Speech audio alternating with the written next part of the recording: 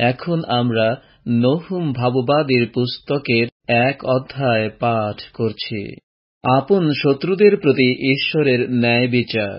নিনবী বিষয়ক ভারবাণী। ইলকোশীয় নহুমের দর্শন পুস্তক। সদাপ্রভু সগৌরব রক্ষণে উদ্যোগী ঈশ্বর, তিনি প্রতিফলদাতা। সদাপ্রভু প্রতিফলদাতা ও ক্রোধশালী। সদাপ্রভু আপন বিপক্ষগণকে প্রতিফল দেন, আপন শত্রুগণের জন্য ক্রোধ সঞ্চয় করেন। সদাপ্রভু ক্রোধে ধীর ও পরাক্রমে মহান, এবং তিনি অবশ্য পাপের দণ্ড দেন। ঘূর্ণবায়ু ও ঝড় সদাপ্রভুর পথ, মেঘ তাঁহার পদধূলি। তিনি সমুদ্রকে ধমকান, শুষ্ক করেন, নদ নদী সকল নির্জল করেন। বাসন ও কর্মিল ম্লান হয়, আর লিবাননের পুষ্প ম্লান হয়।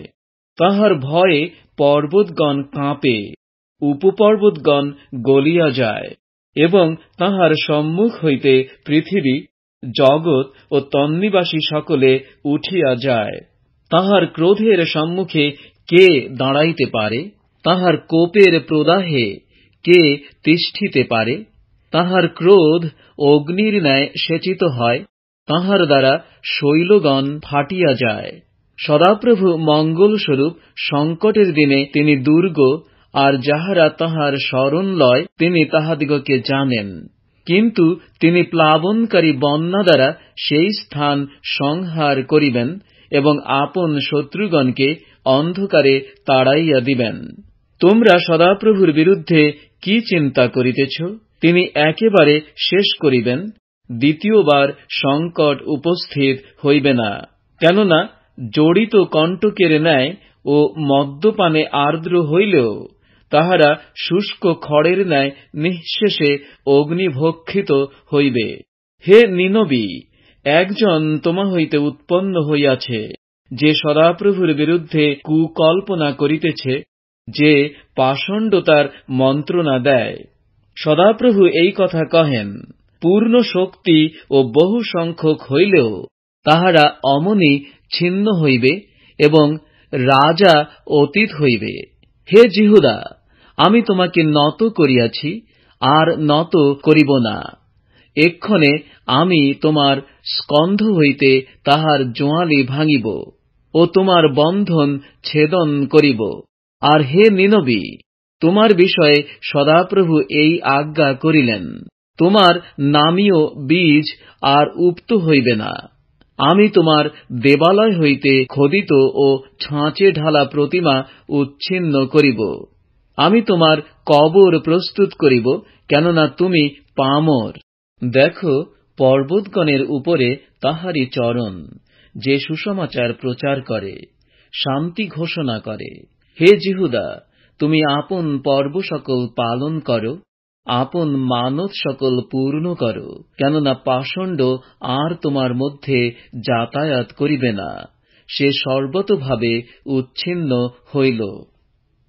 এখন আমরা নহুম 2 অধ্যায় পাঠ করছি। নিনবীর অবরোধ ও পতন। খণ্ড বিখণ্ডকারী তোমার বিরুদ্ধে উঠিয়া আসিয়াছে। তুমি দুর্গ রক্ষা করো, পথে প্রহরী কার্য করো, কটিদেশ কষিয়া বাঁধো, আপনাকে অতিশয় বলবান করো। কারণ সদাপ্রভু ইসরায়েলের শ্রীর ন্যায় যাকবের শ্রীকে পুনরায় সতেজ করিতে উদ্যত। কারণ শূন্যকারীরা তাহাদিগকে ভাণ্ডবৎ শূন্য করিয়াছে, ও তাহাদের দ্রাক্ষালতা সকল বিনষ্ট করিয়াছে। উহার বীরগণের ঢাল রক্তিকৃত, বিক্রমীগণ লোহিত বর্ণ বস্ত্র পরিহিত। উহার আয়োজন দিনে রথ সকল ঝলসিয়া উঠে, ও বর্ষা সকল চালিত হয়। পথে পথে রথ সকল উন্মত্তের ন্যায় চলে, প্রশস্ত চকে দৌড়াইতে দৌড়াইতে পরস্পর আঘাত করে। তাহাদের আভা দেউটির ন্যায়, তাহারা বিদ্যুতের ন্যায় ধাবমান হয়। রাজা আপন কুলীনবর্গকে স্মরণ করেন, তাহারা গমনে স্খলিত হয়। প্রাচীরের দিকে দৌড়াদৌড়ি হইতেছে, অবরোধ যন্ত্র স্থাপন করা গিয়াছে। নদীর দ্বার সকল খুলিয়া গেল, প্রাসাদ বিলীন হইল। হাঁ, ইহা নিরূপিত। নিনবী বিবস্ত্রা হইয়াছে, নীতা হইতেছে, ও তাহার দাসীগণ কপতের ধ্বনির ন্যায় শোকধ্বনি করিতেছে, বক্ষস্থলে করাঘাত করিতেছে। নিনবী তো জন্মাবধি জলপূর্ণ পুষ্করিণী স্বরূপা, কিন্তু সকলে পলায়ন করিতেছে। দাঁড়াও, দাঁড়াও বলিলেও কেহ মুখ ফিরায় না। তোমরা রৌপ্য লুট করো, স্বর্ণ লুট করো, আয়োজিত সামগ্রীর শেষ নাই। সর্বপ্রকার রত্নের প্রতাপ আছে।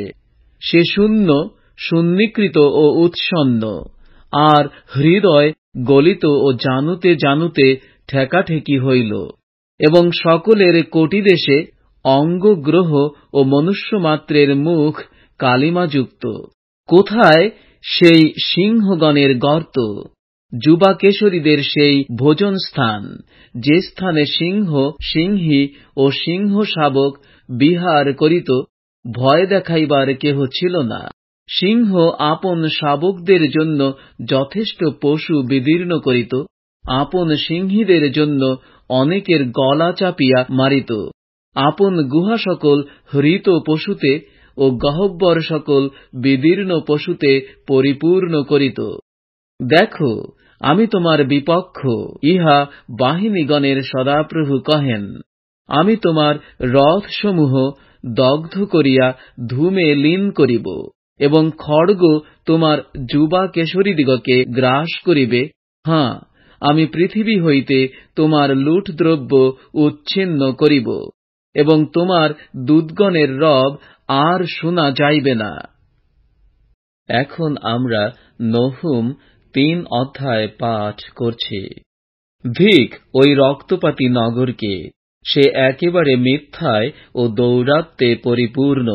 লুট ছাড়ে না, কষার শব্দ, ঘূর্ণায়মান চক্রের শব্দ, প্লবমান অশ্ব ও লম্ফমান রথ, অশ্বারোহী যোদ্ধা, চাকচিক্যশালী খড়গ, বজ্রতুল্য বর্ষা, নিহতগণের রাশি ও মৃতদেহের ঢিবি, সব সমূহের শেষ নাই। উহাদের সবের উপরে লোকে উছোট খায়।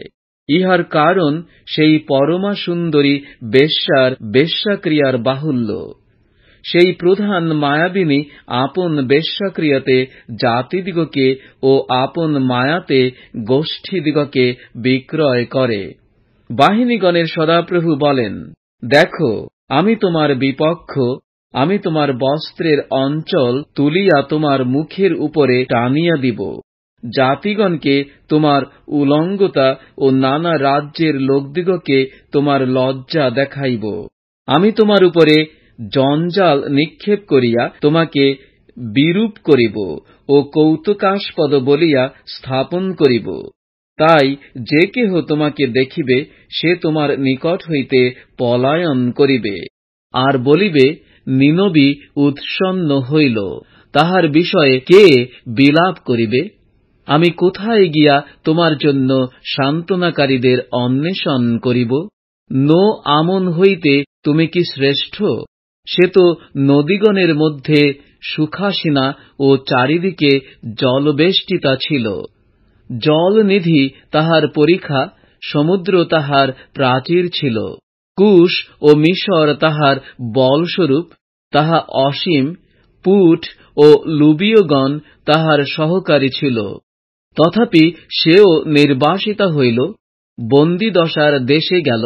তাহার শিশুদিগকেও সকল পথের মাথায় আছাড় মারিয়া খণ্ড খণ্ড করা হইল। শত্রুরা তাহার মান্যবান পুরুষদের নিমিত্ত গুলিবাঁট করিল, এবং তাহার মহল্লোকেরা শৃঙ্খলে বদ্ধ হইল। তুমিও মত্তা হইবে, লুক্কায়িতা হইবে, তুমিও শত্রু ভয়ে প্রযুক্ত আশ্রয়ের চেষ্টা করিবে। তোমার দৃঢ় দুর্গ সকল আশুপক্ষ ফল বিশিষ্ট ডুমুর বৃক্ষের ন্যায় হইবে। সঞ্চালিত হইলে তাহার ফল ভক্ষকের মুখে পড়ে। দেখো, তোমার মধ্যস্থিত প্রজারা স্ত্রীলোক। তোমার দেশের পুরোদ্বার সকল শত্রুগণের জন্য খোলা গিয়াছে। অগ্নি তোমার অর্গল সকল গ্রাস করিয়াছে। তুমি অবরোধ সময়ের জন্য জল তোলো, তোমার দুর্গ সকল দৃঢ় করো। ইট খোলাতে যাও, কাঁদা ছানো, ইটের পাঁজা সাজাও। সেখানে অগ্নি তোমাকে গ্রাস করিবে, খড়গ তোমাকে ছেদন করিবে। তাহা পতঙ্গের ন্যায় তোমাকে খাইয়া ফেলিবে। তুমি পতঙ্গের ন্যায় বড় ঝাঁক হও, পঙ্গপালের ন্যায় বড় ঝাঁক হও। তুমি আকাশের তারা হইতেও আপন বণিকগণের বৃদ্ধি করিয়াছ। পতঙ্গ ঝাঁক বাঁধিয়া উড়িয়া যাইতেছে। তোমার কিরীটিগণ পঙ্গপালের তুল্য, তোমার সেনাপতিরা অগণ্য ফড়িঙ্গের তুল্য। ফড়িঙ্গ তো শীতের দিনে বেড়াতে আশ্রয় লয়, কিন্তু সূর্যোদয় হইলে উড়িয়া যায়। কোন স্থানে গেল তাহা জানা যায় না। হে অসুররাজ, তোমার পালরক্ষকেরা নিদ্রা গিয়াছে, তোমার কুলীনেরা বিশ্রাম করিতেছে। তোমার প্রজারা পর্বতগণের উপরে ছিন্ন ভিন্ন রহিয়াছে, তাহাদিগকে সংগ্রহ করিবার কেহ নাই। তোমার ভঙ্গের প্রতিকার নাই। তোমার ক্ষত সাংঘাতিক। যাহারা তোমার বার্তা শুনিবে, তাহারা তোমার উপর হাততালি দিবে, কেননা তোমার হিংসা কাহার উপরে না অবিরত রহিয়াছে।